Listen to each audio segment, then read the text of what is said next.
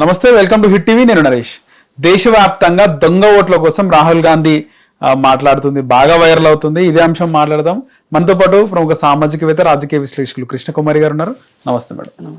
Madam, Rahul Gandhi ఏదైతే దొంగ ఓట్లు ఈవీఎం ట్యాంపరింగ్ పైన ఆయన ఆరోపిస్తున్నారు, దాంట్లో నిజం ఉందని బీజేపీ ఒప్పుకుందంటారా ఇండైరెక్ట్ గా? ఈవీఎంల ట్యాంపరింగ్ ఒక పక్షం, ఒక విధానం. ఓకే. అసలు ఓటర్ లిస్ట్ దగ్గర ఇప్పుడు పోరాటం చేస్తుంది ప్రధానంగా రాహుల్ గాంధీ. ఓటర్ లిస్ట్ పైన ఎక్కువ పోరాటం చేస్తున్నాడు. ఈ ఓటర్ లిస్టులో ఇప్పుడు కొంతమంది చనిపోతారు, వాళ్ళని తీసేయాలి. అవును. కొంతమంది ఈ రాష్ట్రం వదిలిపెట్టి ఇంకో రాష్ట్రం వెళ్తారు, లేదు దేశం వదిలిపెట్టి వేరే దేశం వెళ్తారు, అవి తీసేయాలి. ఓకే. ఇంకొకటి కొత్త ఓట్లు జాయిన్ చేయాలి. ఈ మూడు ప్రక్రియలు పకడ్బందీగా జరగాలి. ఓకే. అయితే ఈ మూడు ప్రక్రియలు పకడ్బందీగా జరగడానికి ఎలక్షన్ కమిషను బీజేపీ పార్టీకి ఒక రకమైన విధానము, బీజేపీ కాని పార్టీలకి ఒక రకమైన విధానము, అది ఇది కాదు అనుకుంటే బీజేపీకి మిత్రపక్షాలైన పార్టీల పట్ల ఒక రకమైన వైఖరి, వేరే పార్టీల పట్ల ఒక రకమైన వైఖరి చూపిస్తుంది అనేది రాహుల్ గాంధీ యొక్క ప్రధానమైన ఆరోపణ.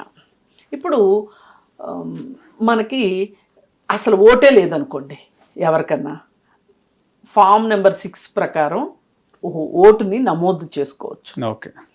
అయితే మొన్న ఒక చిత్రం ఏం జరిగింది అంటే, బీహార్లో ఒక 80 ఏళ్ళ ఆవిడ, 75 ఏళ్ళ ఆవిడ మొదటిసారిగా ఓటుకి అప్లై చేసుకుంది అని చెప్పి ఆవిడ్ని నమోదు చేశారు. అయితే వివరాల్లోకి వెళ్తే తేలింది ఏంటి అంటే, ఒక 2 సార్లు ఆవిడ ఆల్రెడీ ఓటేశారు.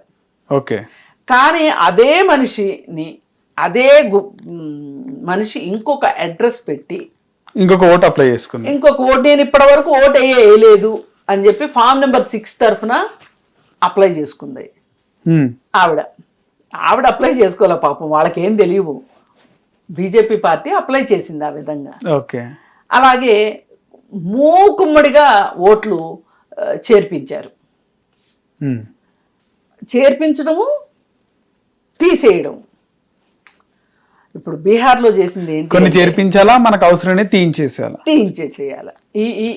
ఈ ఏరియాలో అంటే వాళ్ళకి ఐడియా ఉంటుందా మేడం ఎవరు దేనికి వేస్తారు ఓటు అనేది?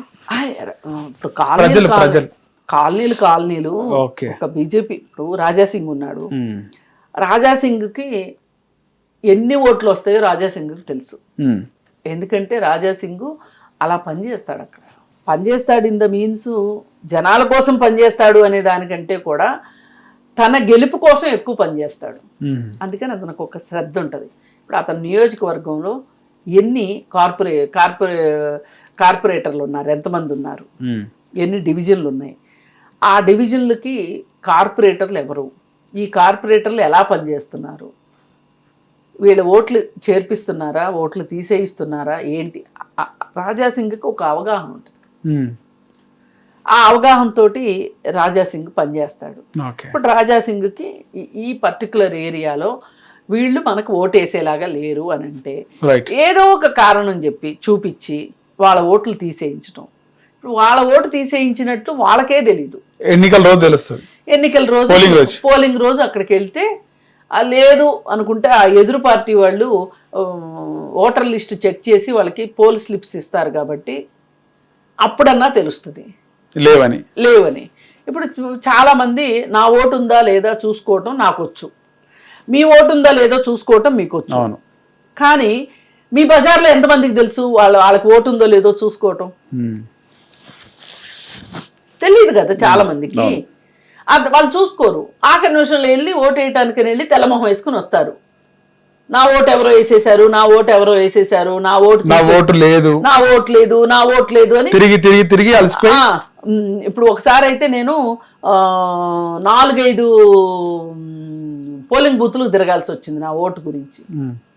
చివరికి నేను ఫస్ట్ వెళ్ళిన బూత్లోనే ఉంది ఆ ఓటు. అక్కడ సరిగ్గా చూడలేదు, చెప్పలేదు. ఇలా జరుగుతాయి. అంటే అవకతవకలు అన్నమాట ఇవన్నీ. ఇప్పుడు ఒక్కొక్కసారి అనుకోకుండా మానవ తప్పిదాల ప్రకారం కూడా పొరపాట్లు జరుగుతాయి. కానీ కావాలని ఒక పార్టీని గెలిపించటం కోసం ఆ పార్టీయే అధికార పార్టీ అయినప్పుడు వాళ్ళకి అధికార యంత్రాంగం కలిసి వస్తుంది కాబట్టి వాళ్ళు ఎన్ని వేషాలైనా వేయగలుగుతారు. ఇప్పుడు అలా వేషాలు వేసిన దానిలో భాగంగానే బీహార్లో చాలా ఓట్లు తీసేశారు. ఓకే, అయిపోయింది. సరే, ఈయన ఏం చేశాడు అంటే రాహుల్ గాంధీ ఒక 2 నియోజకవర్గాలని తీసుకున్నాడు.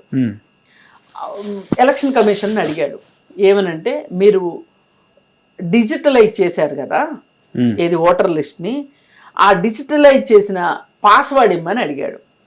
ఓకే, ఆ పాస్వర్డ్ తోటి ఆయన ఓటర్ లిస్ట్ చూసుకోవచ్చు అని. ఇప్పుడు కంప్యూటర్లో ఓటర్ లిస్ట్ చూడడం వేరు, ఓటర్ లిస్ట్ పట్టుకొని ప్రతి పేరు చూసుకోవటం వేరు కదా. అంతే అంతే మేడం.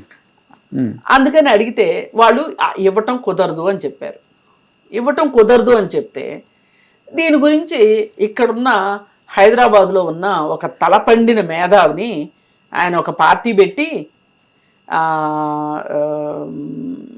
ఎన్నికల సంస్కరణలని, ఆ సంస్కరణలని, ఈ సంస్కరణలని చాలా శ్రీరంగ నీతులు చెప్పి ఇప్పుడు బీజేపీ ఏం చేస్తే అది కరెక్టు అని చెప్పి డూడు బసవన్నలాగా తయారైన జయప్రకాష్ నారాయణ మొన్న ఏం చెప్తున్నాడు, అసలు డిజిటలైజ్ చేయడం చాలా కష్టం కదండి అంటాడు.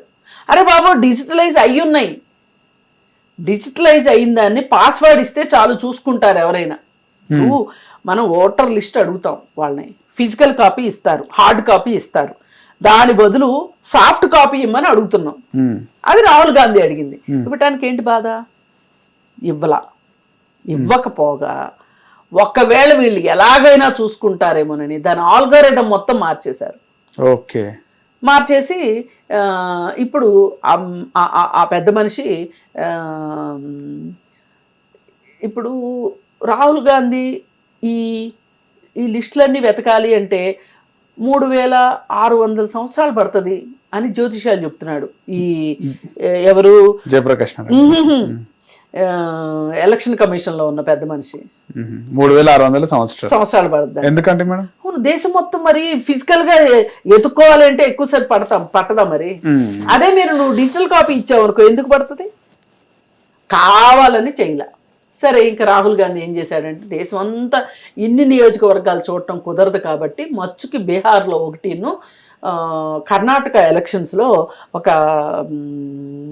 అసెంబ్లీ సెగ్మెంటు చూశారు. చూసి దాంట్లో ఉన్నది ఏంటి అంటే అడ్రస్ దగ్గర 0, పేర్ల దగ్గర ఆల్ఫాబెట్స్. ఇప్పుడు పేరు విజయ్ అనుకోండి, VIJAY విజయ్ అంతే.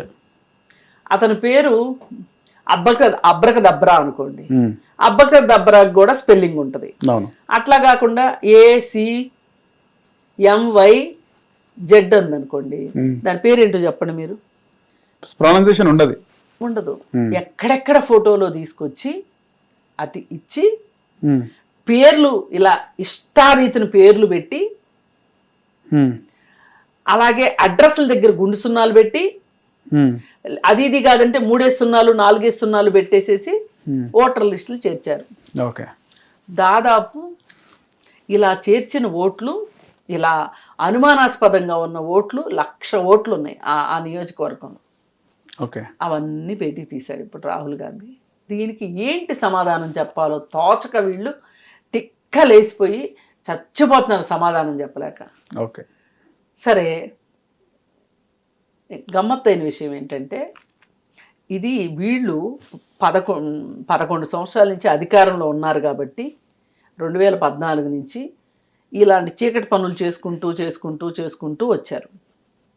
మరి రాహుల్ గాంధీ వాళ్ళు అధికారంలో లేరు కదా, వాళ్ళు ఎలా చేసుకోగలుగుతారు? ఇప్పుడు ఇక్కడ తెలంగాణలో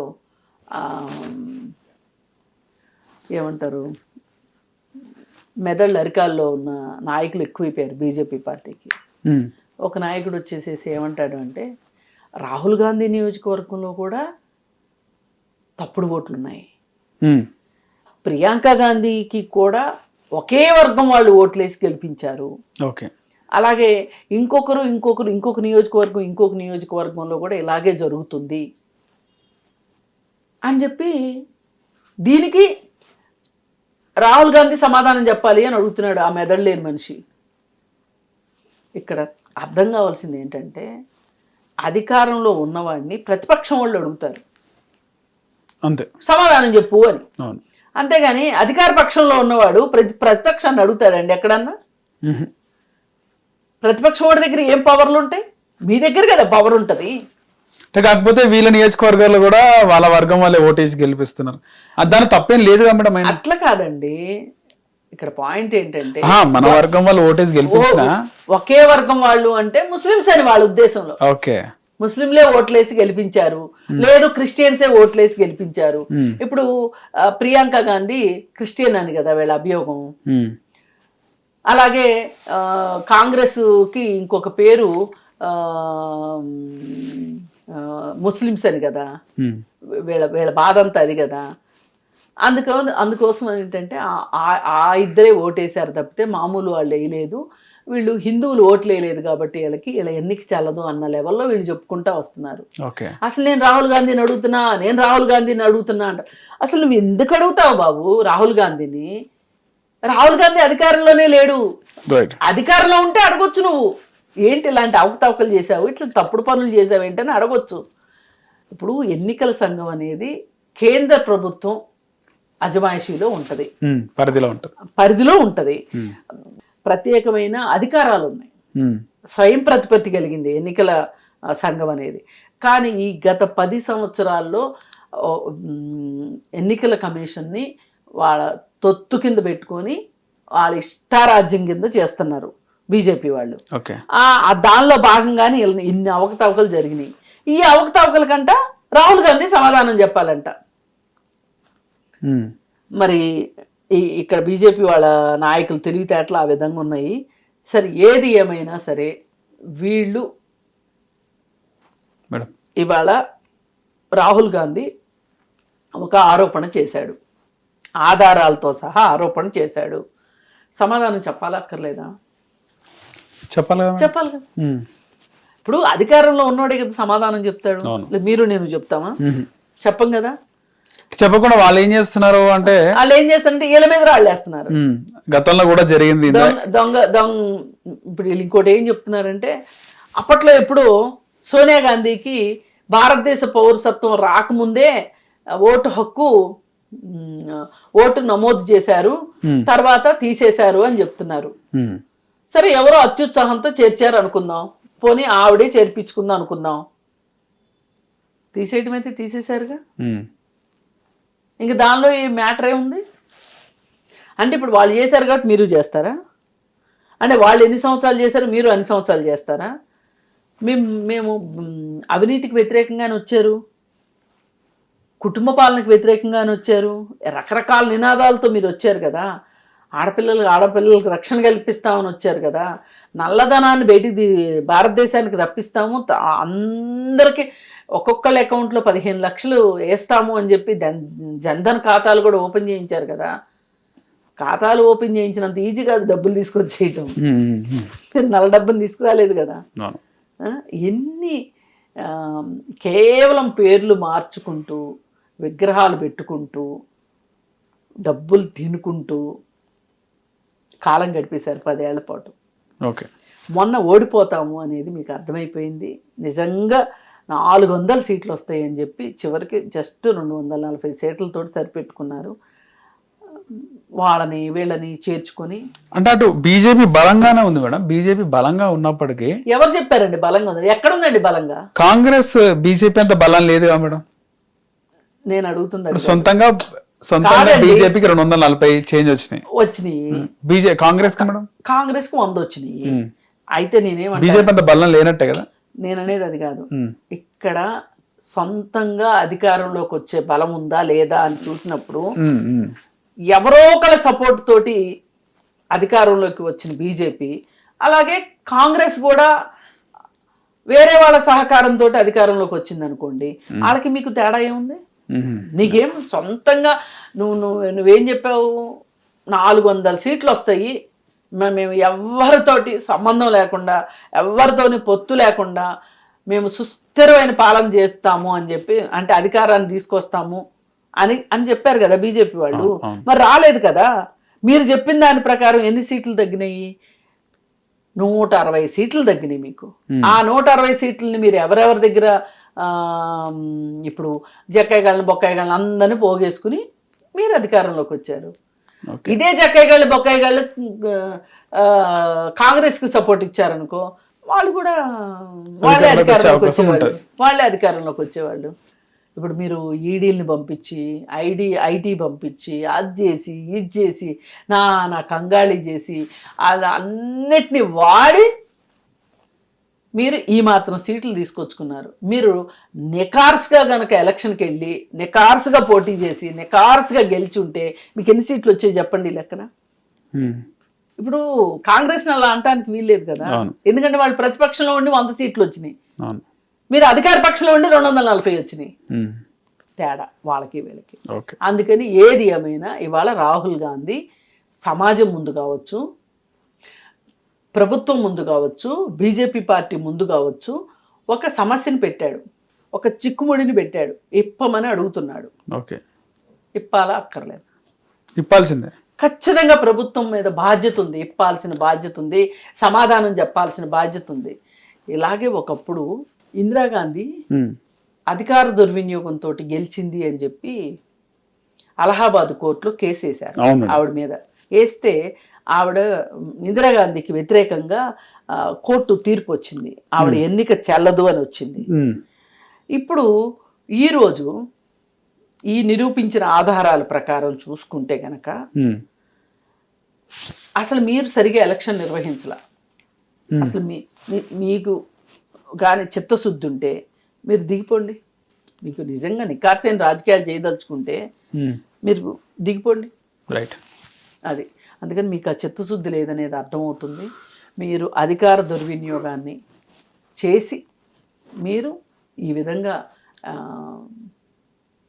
లిస్టులో ఇలా కొన్ని పెట్టి కొన్ని తీసేసి కొన్ని ఎక్కించకుండా నానా మాయా చేశారు, జంతర్ మంతర్ చేశారు, మాయాజాలం చేశారు అనేది నిరూపించాడు.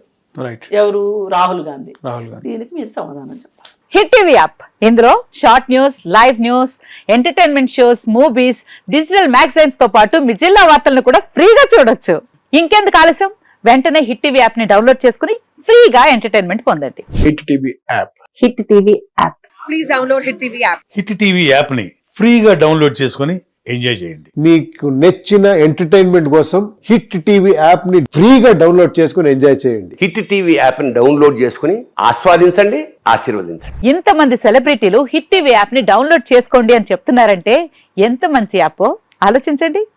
అమెరికా అమెరికా అమెరికా అమెరికాలో చదవాలనుకునే వాళ్ళకి విశ్వసనీయమైన పేరు మన శౌర్య కన్సల్టెన్సీ. UK లో 1 year masters, UK లో 1 year masters, 2 years work permit up to 5 years visa. Contact Saurya Consultancy. Contact 89851 89851.